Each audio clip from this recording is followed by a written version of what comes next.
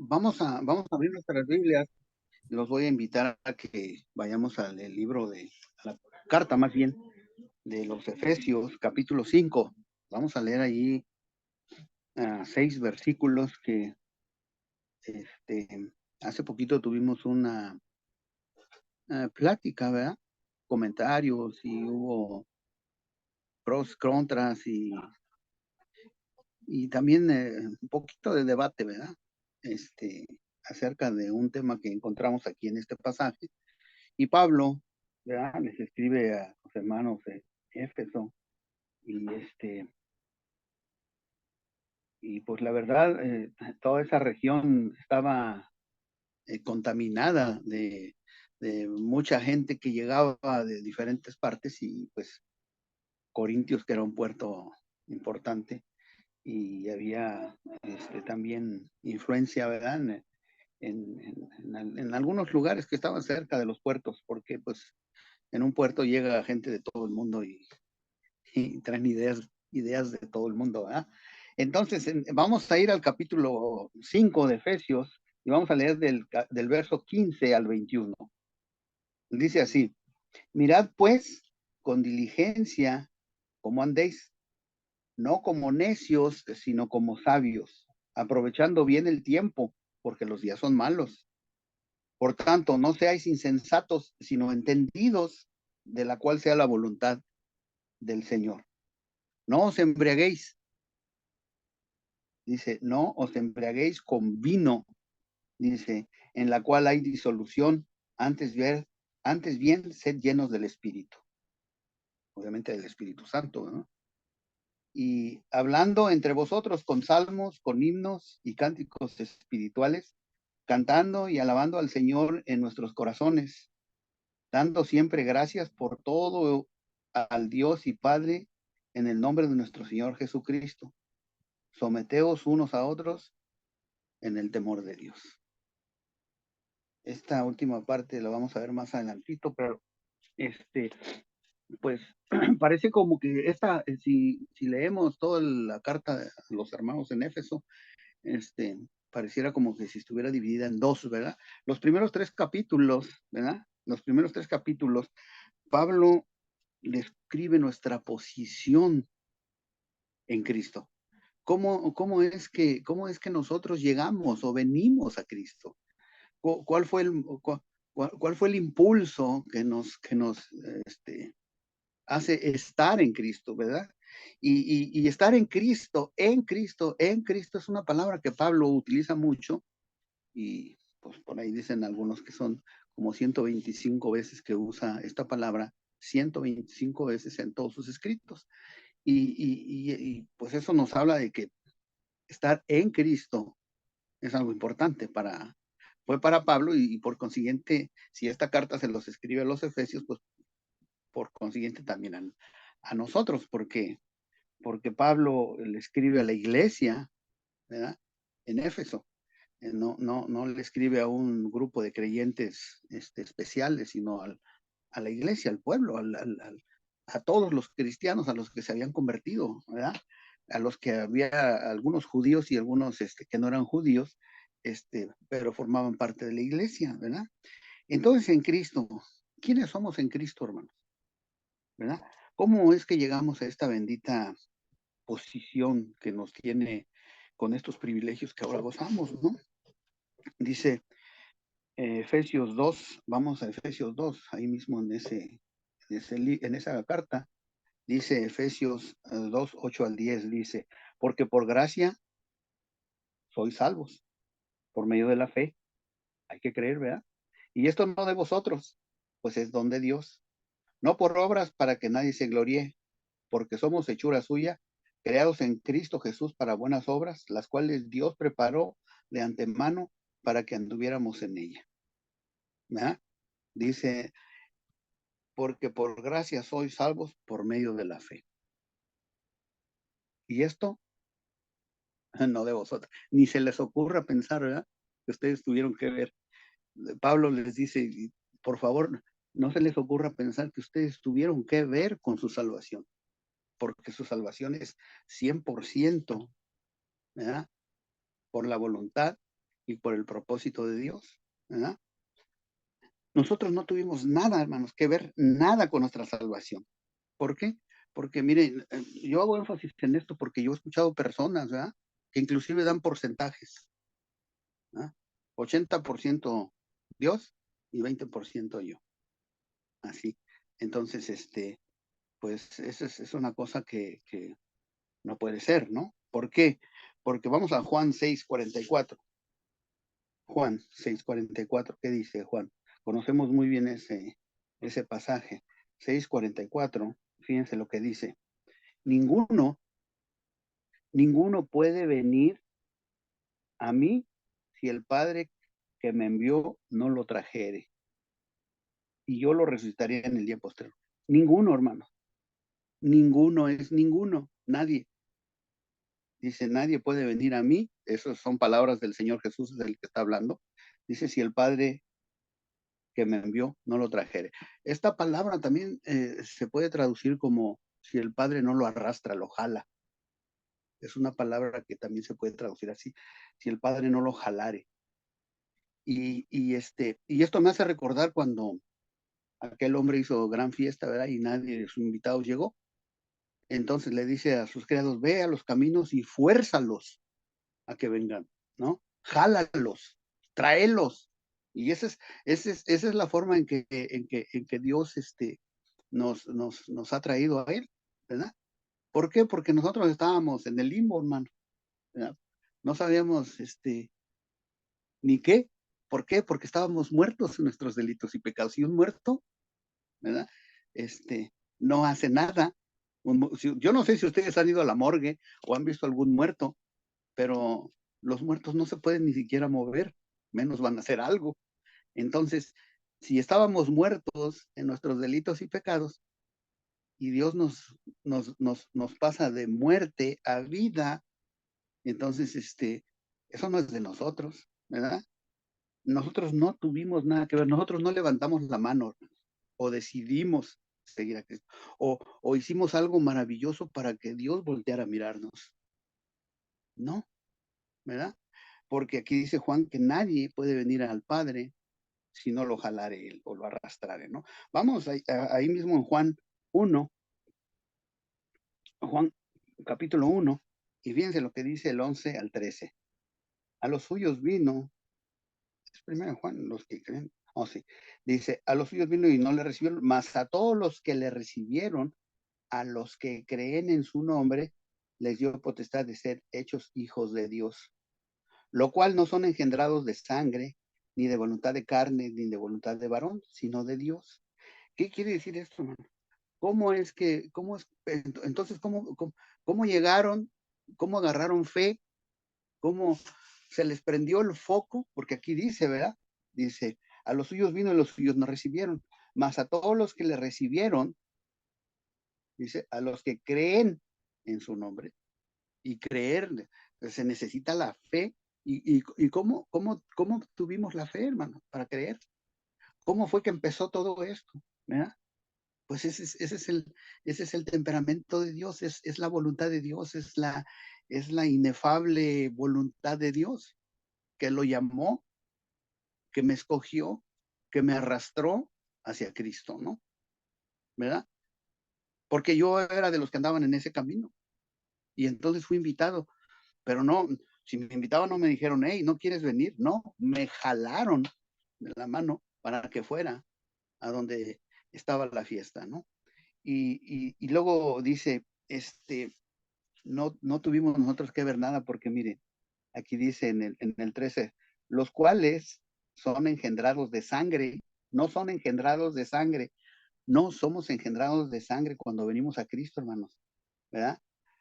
Ni de voluntad de carne, ni de voluntad de varón, sino de Dios. Miren cómo el peso de la salvación, Pablo siempre la pone del lado del Señor.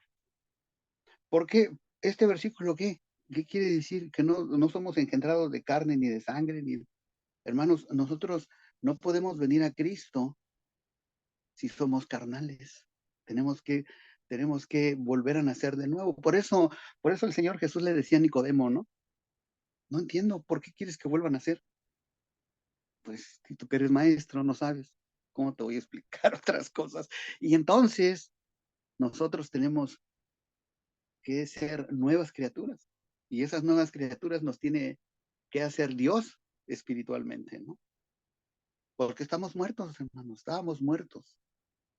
Y con un muerto, me acordé el miércoles que Glauco estaba dando, no, fue el día que da la clase Glauco estamos viendo al Jeremías, y y el Señor le pregunta, ¿no? En el Valle de los Huesos, le dice, hijo de hombre, ¿cómo ves estos huesos vivirán? Y él no se prestó a responder, oh sí, ¿cómo no? No, pues tú sabrás, Señor, ¿verdad? ¿Por qué? Porque el único que puede dar vida es Dios. Y se levantaron. Y así como esos huesos se levantaron, nos levantamos usted y yo, de entre la muerte, ¿verdad? De entre ese valle de huesos, y fuimos cercanos a Cristo, ¿verdad? Entonces el origen de nuestra salvación está en Él, hermanos, y en su voluntad bendita, ¿verdad? ¿Por qué? Porque regresando al versículo 13 de 5 de Efesios, donde está Efesios 5:13, dice, más, 5, Efesios 5:13, dice, más todas las cosas cuando son puestas en evidencia por la luz, son hechas manifiestas porque la luz es lo que manifiesta todo. Cuando nosotros venimos a Cristo, entonces dice la palabra de Dios, levántate tú que duermes, ¿verdad? Y te aluzará Cristo. Y entonces seremos manifiestos nosotros también, ¿verdad?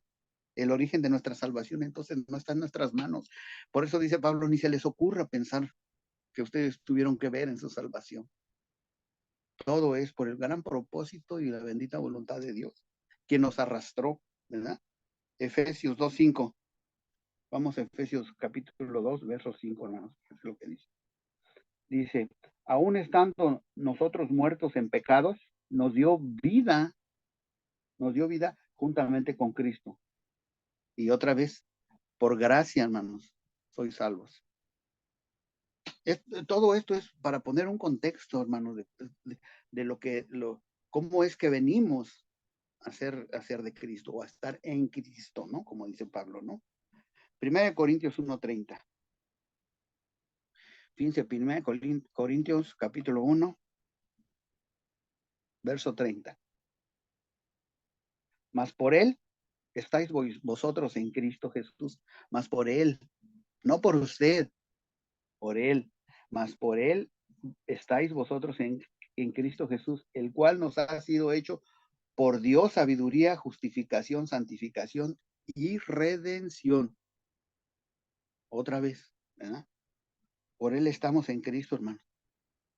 No tuvo usted que ver 80% de Dios y 20% de usted. ¿Se imaginan? Y si no completo ese 20%, me quedé fuera, ¿verdad? Efesios 1, vamos a regresar a Efesios 1. Miren lo que dice el verso 3 y 5. Bendito sea el Dios y Padre de nuestro Señor Jesucristo, que nos bendijo con toda bendición espiritual en los lugares celestiales en Cristo, según nos escogió. Él es el que escoge, hermanos. Según nos escogió en Él antes de la fundación del mundo, para que fuésemos santos y sin mancha delante de Él. En amor, habiéndonos predestinado para ser herederos, habiéndonos predestinado para ser adoptados hijos suyos por medio de Jesucristo, según el puro afecto de su voluntad, no de mi idea, de mi conocimiento, de mi deseo, de su voluntad. Y así es como nosotros venimos a Cristo, estamos en Cristo, hemos sido jalados para estar con Cristo y ahora vivimos en Cristo. Estos 3 primeros capítulos que Pablo usa para los hermanos en Éfeso, tratan de eso. ¿Cómo vino usted a Cristo? ¿Por qué vino? ¿Cómo fue que se dio ese evento para que usted estuviera aquí a donde está ahora? ¿Verdad? Voy a leer otro, está en Timoteo, 2 de Timoteo, fíjense, 2 de Timoteo 1:9. Fíjense cómo Pablo le habla a Timoteo, en la segunda carta a Timoteo, y el capítulo 1, verso 9, fíjense, ¿quién nos salvó? ¿Quién nos salvó? El Señor, ¿verdad? Dice, quien nos salvó y llamó con llamamiento santo. Dios no nos podía llamar en la carne, nos tenía que transformar en el espíritu, hermanos, ¿verdad?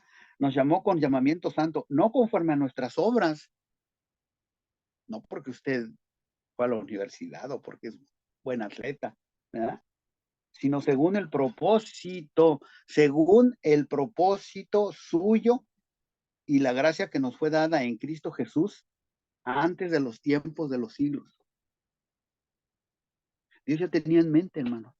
Bueno, si Dios tuviera, yo estoy diciendo mente para que nosotros entendamos, pero Dios en su propósito divino, eterno, Él ya había pensado en todo esto.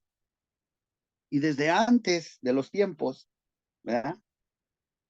Ya estábamos nosotros en la fila de la cadena de producción, si me dejan decirlo así. Entonces el propósito de Dios y el único que maneja estas cosas es Dios, porque su propia voluntad, aquí dice, porque por su propia, ¿verdad? Conforme a no conforme a nuestras obras, según el propósito suyo, según el propósito suyo. Y bueno, ¿qué nos enseña? Todo comenzó con Dios entonces, ¿no? Todo comenzó con Dios, no conmigo. Bendito el Señor porque tuvo misericordia y podemos decir, como dice la palabra de Dios, ¿quién era el hombre para que tuvieras de él memoria, no? Entonces esta primera parte, hermano, de Corintios nos muestra cuál es la voluntad sobre nosotros, no una voluntad soberana de Dios, ¿verdad? El significado de estar en Cristo. Nos enseña cómo llegamos aquí. Esos 3 primeros capítulos nos enseñan por qué está usted aquí. Y ahora que está usted aquí, la segunda parte de esta carta, del 4 al 6, ya que está usted aquí, entonces, ¿cómo debe vivir esta nueva vida? Y eso es lo que Pablo les dice a los efesios. Tengamos el concepto, hermano, de que Efesios o Éfeso era un lugar pagano, hermanos. Era, pues, como ahora lo vemos en este mundo, ¿verdad? Pagano. A lo bueno le dicen malo y a lo malo le dicen bueno. Y así estamos ahora, ¿verdad? Y entonces, ¿qué nos enseña ahora entonces esta segunda parte de Efesios? Cómo vivir, cómo andar, ahora que hemos venido a ser cristianos, cómo debemos vivir y cómo debemos andar en Cristo. Ahora que ya soy un cristiano, ahora que ya soy salvo, por gracia, no por mí, por gracia, cómo debo de actuar, cómo debo de vivir esta vida nueva, porque soy una nueva criatura, tengo que aprender a vivir una vida, pero siempre pegado de la mano de Cristo, ¿no? Tengo que tener un cambio de conducta, eso es elemental, eso es vital, hermanos, en nuestras vidas, porque pues si no, entonces, podríamos estar mintiéndonos, no solamente a ellos, a los que nos miran, sino a nosotros mismos, ¿verdad? Y entonces podríamos asegurar que Cristo no me ha arrastrado hacia Él, o que Dios no me ha arrastrado, no me ha jalado hacia Él, ¿no? ¿Por qué sabemos que es un privilegio para nosotros estar en Cristo y ahora vivir la vida en Cristo? Porque, hermanos, ahí dice que nos puso de vida, vamos, de muerte. Estábamos muertos y ahora nos ha pasado a vida. Si este cambio no es importante, yo no sé qué cambio puede haber más grande, ¿no? De una persona que está muerta espiritualmente a una persona viva espiritualmente. Efesios 4, miren, vamos a Efesios 4, ahí mismo en la carta de Efesios 4 y verso 1. Yo pues, preso en el Señor, os ruego que andéis. Ahora ya Pablo empieza a decirles, ahora están en una nueva vida, yo preso en el Señor os ruego que andéis como es digno de la vocación con que fuisteis llamados, con toda humildad, mansedumbre, soportándoos con paciencia los unos a otros en amor. Debemos de andar en una forma digna a la luz de Cristo, hermanos. Y no solamente tratar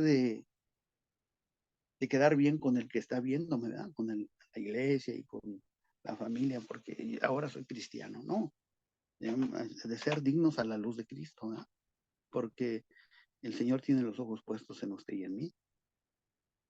4:17 ahí mismo, fíjense, esto pues digo y requiero en el Señor que ya no andéis como los otros gentiles, como ese que es tu vecino, ya no andéis como él, que andan en la vanidad de su mente.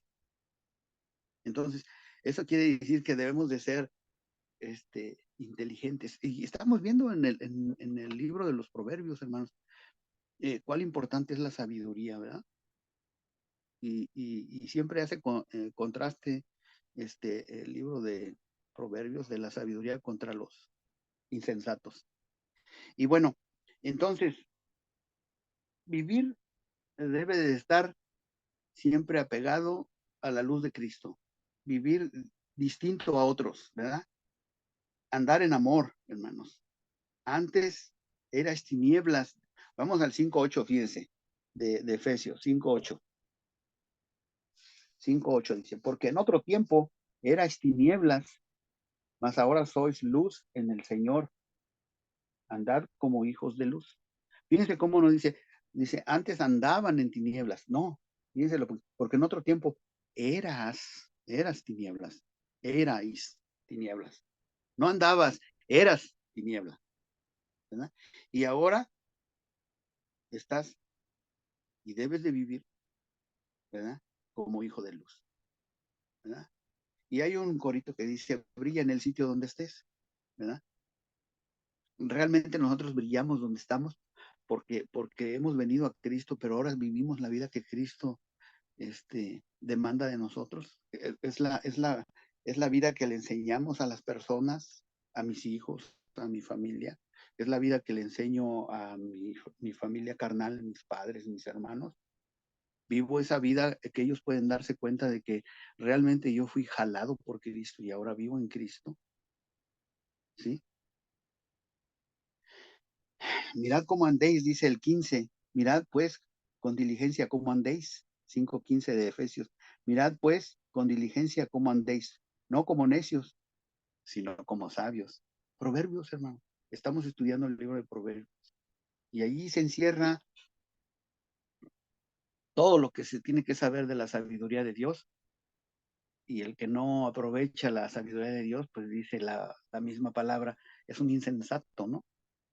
Y, y hay insensatos que se gozan en la insensatez. Y verdad, y ellos piensan que son sabios en su propia prudencia, ¿verdad? Y entonces estar en Cristo, mirar cómo andéis, estar en Cristo demanda, hermanos, un andar sabio, ¿verdad?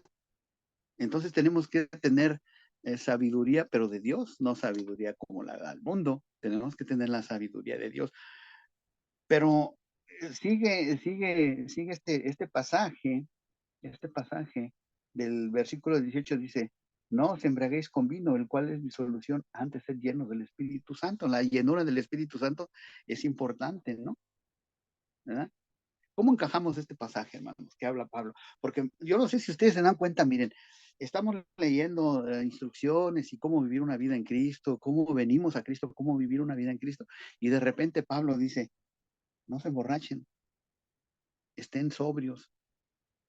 Y de esto hablamos hace poco, ¿verdad?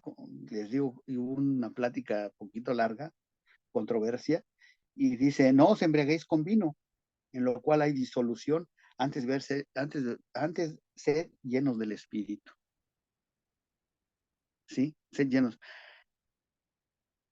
Yo quisiera que hiciéramos algunas preguntas, porque hay que analizar el texto con todo el contexto, ¿verdad? Entonces, ¿qué nos salta aquí en este versículo? ¿Qué es lo que podemos ver que nos está haciendo ojitos para que lo analicemos y que lo volvamos a leer y que lo volvamos a leer y que le pidamos ayuda al Espíritu Santo porque es importante esto, hermanos, ¿verdad? Primero que nada, es imposible andar con, como cristiano sin el poder del Espíritu Santo. Un cristiano no puede andar en Cristo si no tiene el Espíritu Santo. Y eso nosotros lo sabemos porque cuando nosotros venimos a Cristo fuimos sellados con el Espíritu Santo. La palabra de Dios dice, ¿verdad? Eh, no seáis insensatos, dice la palabra de Dios. Ustedes deben de tener el Espíritu de Dios. Y es un mandato imperativo en el cual debemos de trabajar para poder llegar a ser llenos del Espíritu Santo. Porque, porque eso depende, ahora sí, esto sí depende de nosotros. Nosotros tenemos que ser llenos del Espíritu Santo a base de trabajo que nosotros tenemos que hacer para poder alcanzar a ser llenos del Espíritu Santo. ¿Verdad? Es ligado, todo esto está ligado a un andar sabio, ¿verdad? En serio, hermanos, tomando las cosas con aplomo y con seriedad. ¿Dónde se encuentra entonces la voluntad de Dios? Porque aquí dice verso 17, fíjense, por tanto no seáis insensatos, sino entendidos la cual sea la voluntad del Señor. Muchos esperan que Dios se les revele con algo mágico, o tuvieron un sueño. Y hay personas, yo conozco gentes, hermanos, que dicen que tuvieron un sueño, tipo José, ¿no? Y que el Señor les decía, y, y hay abusones que dicen que soñaron, y que yo soñé a tu esposa, que el Señor me reveló que tu esposa tiene que ser mía, y de esos falsos profetas, ¿no? Y son demonios disfrazados, ¿no? Y cómo, dónde encontramos entonces la voluntad de Dios, porque aquí dice que cuál sea la voluntad del Señor, así es como debemos vivir, dice, por tanto no seáis insensatos, sino entendidos, de cuál sea la voluntad del Señor. Entonces la voluntad del Señor no la vamos a encontrar ni en el tarot, ni en el peyote, ni en la marihuana, ni en el vino, porque ahorita vamos a ver el contexto de lo que estaba sucediendo en Éfeso, ¿no? Y en gran parte de esa región, ¿no? Por supuesto que la palabra de Dios vamos a encontrar cuál es la voluntad de Dios. La bendita palabra de Dios nos muestra innegable y irrefutablemente cuál es la voluntad de Dios y cómo debemos de andar según la voluntad de Dios. Leyendo la palabra, ¿no? Estudiando la palabra. No podemos vivir una vida cristiana llenos del Espíritu Santo sin la voluntad, sin conocer la voluntad que está escrita en la palabra de Dios, ¿no? Segunda de Pedro 1:20. Vamos rápido porque ya se me está acabando casi el tiempo y no. Segunda de Pedro. Este, segunda carta de Pedro 1, 20 y 21. Segunda carta de Pedro, capítulo 1, el verso 20 y 21. Fíjense. Entendiendo primero esto, que ninguna profecía de la escritura es de interpretación privada, porque nunca la profecía fue traída por la voluntad humana, sino que a los santos hombres de Dios hablaron siendo inspirados por el Espíritu Santo. Entonces, ¿podemos confiar en la palabra de Dios? Por supuesto que sí, hermanos. Es la verdad de Dios, es la palabra de Dios, es la voluntad de Dios, y podemos confiar que esto es verdad. Entonces, ¿dónde encontramos un andar sabio es de acuerdo a la voluntad de Dios? Aquí, en la palabra de Dios, ¿no? Y, y también Timoteo dice, ¿no? Que la palabra está inspirada por Dios. Entonces, ¿qué más nos salta aquí en este versículo del capítulo 5 de Efesios? ¿Qué más nos salta ahí cuando dice, no os embriaguéis, en la cual hay disolución, antes de ser llenos del Espíritu Santo? Asumimos que todos los cristianos y todos los que estamos ahorita aquí juntos y los que han creído en el Señor, asumimos que todos tenemos el Espíritu Santo, ¿no? O sea, en nosotros reside el Espíritu Santo. Pablo habla a los hermanos, no le habla a incrédulos, ni le habla, les digo, a los jefes o a los pastores o a los ancianos, le habla a la gente de abajo, a la tropa, dice, y por consiguiente también a nosotros, ¿no? ¿Por qué, hermanos? Porque nosotros hemos sido sellados con el Espíritu Santo. Desde que creímos y vivimos una vida en Cristo es porque hemos sido sellados con el Espíritu Santo. Vamos a Efesios 1:13, ahí mismo. Efesios 1:13. 1:13 dice, En él también vosotros, habiendo oído la palabra de verdad, el evangelio de vuestra salvación, y habiendo creído, fe, en él fuiste sellados con el Espíritu Santo de la promesa. Eso quiere decir que todos los que vienen a Cristo, todos los que venimos a Cristo, llamados por Dios, por la pura voluntad y misericordia de Dios, todos somos sellados con el Espíritu Santo. Y eso nadie se lo puede quitar, hermano. ¿Verdad? Somos llenos del Espíritu Santo. Estamos sellados por el Espíritu Santo. Y también Efesios dice en 4:30, no entristezcáis al Espíritu Santo con el cual fuiste sellados. ¿Verdad? ¿Qué más nos salta en este versículo 5? En este capítulo 5, perdón, de donde dice no os embriaguéis, ¿verdad? Porque hay solución. Verso 18, ¿qué más nos puede saltar? La llenura del Espíritu Santo es imperativo, hermanos, pero también depende de qué tan obedientes somos. La obediencia es importante, claro que sí. Imposible vivir sin el Espíritu Santo y ser cristiano. Eso es imposible, ¿no? Yo soy cristiano, pero no tengo el Espíritu Santo. Mentira, ¿no? La llenura tiene que ver con el control personal. Fíjense cómo contrasta Pablo aquí esta cosa, ¿no? La llenura tiene que ver con el control personal. Fíjense, aquí muchos dicen, es que Pablo está hablando aquí de tolerancia. Bueno, aquí dice que no se emborrachen. Y sí, de veras, no hay, decía el hermano Raimundo, no hay ningún versículo en la Biblia que hable de prohibir el vino. Pero aquí dice, no os embriaguéis, no te emborraches.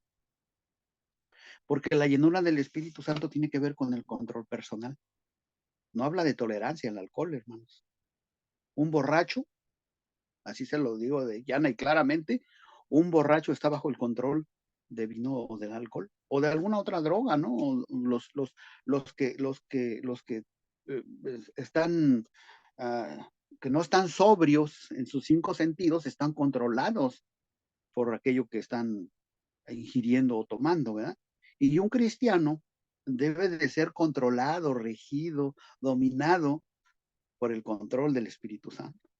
Esa es la diferencia, es el contraste que hace Pablo aquí, ¿verdad? Entonces, la borrachera, ya sabemos,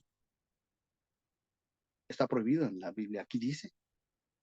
Y nosotros sabemos por la historia también, hermanos, que hemos leído el Antiguo Testamento, el Nuevo Testamento, que los borrachos la riegan.